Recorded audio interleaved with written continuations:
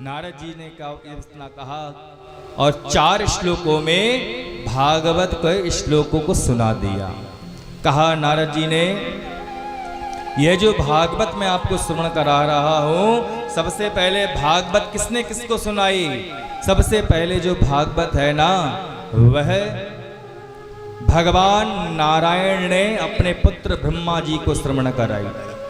ये जो भागवत है, भगवान नारायण ने ब्रह्मा जी के लिए, ब्रह्मा जी ने नारद जी के लिए, नारद जी ने व्यास जी के लिए, और व्यास जी ने अपने पुत्र शुकदेव को श्रवण कराई। जब नारद जी ने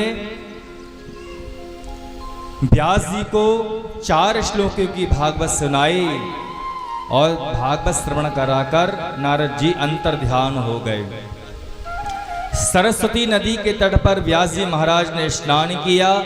स्नान करने के बाद जो भी आंखें बंद कर कर उनको प्रतीत हुआ, बस बोलते चले गए और गणेश जी महाराज लिखते चले गए। इसलिए भागवत की जो रचनाकार कौन हुए? व्यास जी महाराज। और लेखक कौन हुए? गणपति जी महाराज। सदा सर्वदा ध्यायतामेकदन्तं सदा पूजितं सिन्दूरार्घ्य पुष्पैः सदा चर्चितं चन्दनै कुङ्कुमाक्तं नमो ज्ञानरूपं गणेशं नमस्ते नमो ज्ञानरूपं गणेशं नमस्ते। व्यास जी महाराज बोलते रहे, गणेश जी महाराज लिखते चले गए। पूरे 18,000 श्लोकों को लिख दिया गणेश जी महाराज ने। भागवत में कितने श्लोक हैं? पूरे 18,000। सच्चिदानंद रूपाय विश्वोत्पत्त्यादि हेतवे तापत्रय विनाशाय श्री कृष्णाय वयं नमः। सच्चित आनंद परमात्मा का स्वरूप बताया गया है, वह ज्ञानमय और सत्यमय और आनंदमय परमात्मा का जो स्वरूप है। जब परमात्मा को हम पूजते हैं तो हमारे जितने भी दुख हैं वो फीके लगने लगते हैं और हमारे लिए जो है आनंद की प्राप्ति होती है। सारे दुख जैसे मिले ही नहीं, सारे दुख दूर हो जाते हैं और जीवन में आनंद ही आनंद होता है। दूसरा स्वरूप क्या है? भगवान को पूजने से जीवन में अज्ञान जो है वह नष्ट होता है।